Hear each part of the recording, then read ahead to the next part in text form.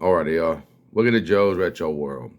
Today, we're going to take a look at the last handheld console of the Game Boy line, and that is the Game Boy Micro, y'all.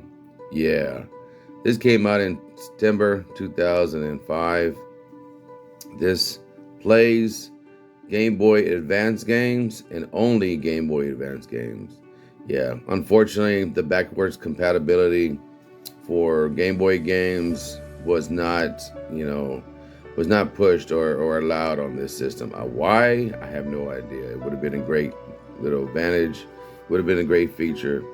But yes, the Game Boy Micro was the last rendition of the Game Boy.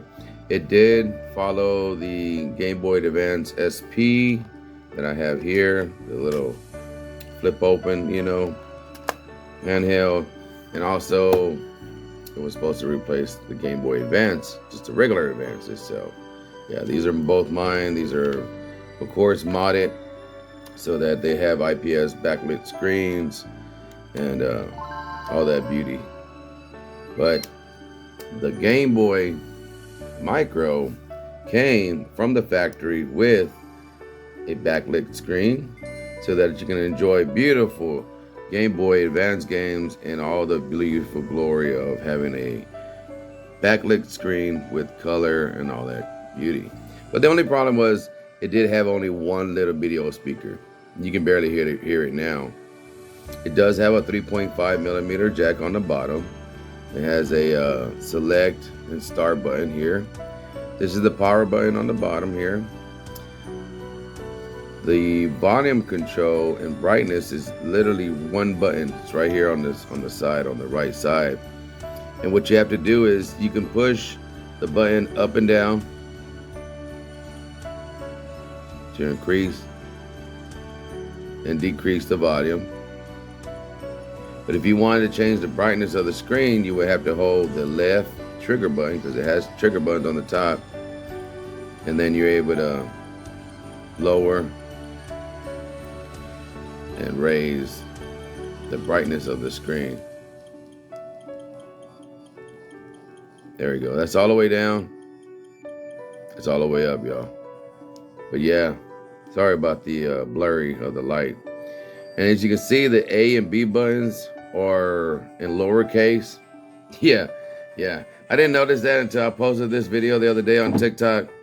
And somebody was like, check it out. It literally has smaller A and B buttons, and I was like, right, they're not uppercase, they're lowercase, so that they can represent the micro of the Game Boy Micro.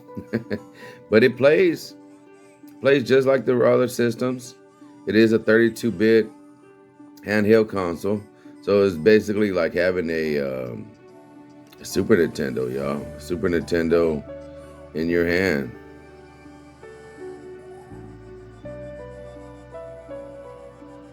When you put headphones on, it sounds really, really good, y'all.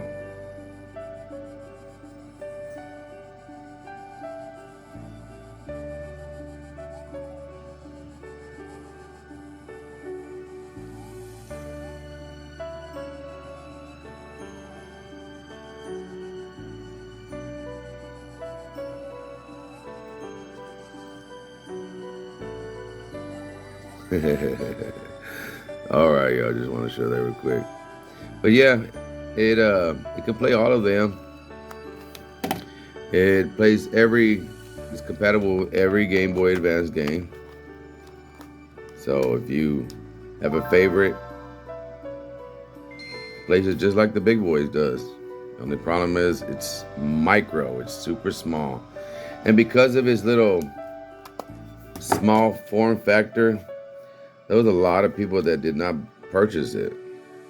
They just said, no, it's too small, it's hard to see. But it is fun to use, it is fun to look at. Like I said, not everybody has one of these, and they are kind of hard to find. And when you do find them, they are a little expensive, but they are really cool to look at, y'all. They were only sold 2 million units, 2.5 million units were sold worldwide. That's why Nintendo was like, nah, we're just gonna discontinue the line. But you know, I was fortunate enough to find this one. I found it on Macari app before it started sucking and overcharging for, fees and everything. But the owner did send me two faces, because the thing about this, it came in various designs, and then you can buy these faces right here that just snap on and off. They have little clips to hold it on. You're supposed to use a little paper clip, to push these pins right here. But sorry, they can pop off just like that, and then push on the new ones.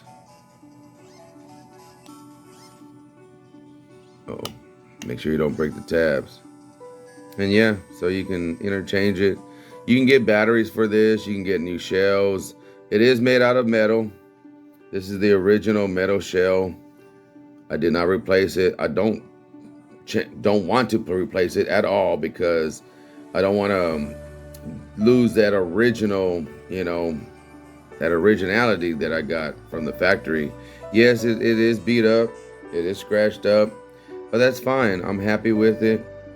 I wanted a original Game Boy Micro, and this is what I got. Eventually, I probably will have to replace the battery that's in here. So I'm gonna have to, remove that screw right there, that Phillips head screw, and then replace the battery with one aftermarket. Hopefully by then, Stone Age Gamer will have a replacement by then. It's 5.2 volts at 1.6 watts. Yeah, it's a little small lithium battery, 3.8 volts that it puts out. It does have its own proprietary charger right here. So the charger for like the DS and DS Lite XL and 3DS, none of them work for it, of course. So you got to make sure that you have your own charging for it. But yeah, this one is great for not leaving fingerprints, but for display, yeah, this is the one that I choose to keep, so that I can keep it in display and show, because I need to get a little stand for it. Yeah, I need to get a little stand, that way I can show it off. It is just a beautiful little handheld. It really is. These lights light up right here. See? Let me show you. Yeah, they're starting to select, and then they blink with it. Oh, sorry. Trying to do this on camera. Do that again so you can see it. So yeah, it is various colors. That's blue, and then it goes to red. So yeah, that's pretty darn cool, y'all. But I've seen people have limited editions, because they did come out with a silver. This is a blue, of course. They came out with a Famicom edition, so it's like a red and what is that, the yellowish color to match. And it's pretty nice. It's pretty nice. I got another Game Boy Advance game over here in my custom. I got Mario Kart. And it sucks that they would not allow you to have, Game Boy games on here, because that really would have been just really, really cool. Now, the code name for this when they were making it was Oxy, OXY. What is that? Oscar X-Ray Yankee. Yeah, that was the code name for when it was being developed and stuff. But I didn't notice that this existed until I got back into retro gaming, and I started going and collecting, different consoles and stuff. But it really is something nice to take out, especially when you're around people who've never seen one, and they're like, man, what is that? What is that? I'm like, this is a Game Boy Micro. They're like, what? And then it did come out in 2005, so there's a lot of people that were born in 2005 and are only familiar with like the Switch, or what was the other console before the Switch? They didn't even know the Wii U. Yeah, they haven't even seen the Wii U.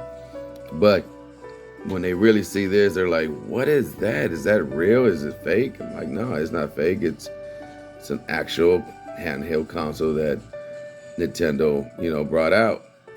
Now, it was released in Japan, like I said, September 13, 2005. North America was on the 19th, and then October 1st and November 3rd and November 4th everywhere else. And it retailed for $99.99. So in 2024, that was the equivalent of $160.98. It was discontinued in 2008. So only 3 years, 2.42 million units were sold of this. And that was it, y'all. That was it.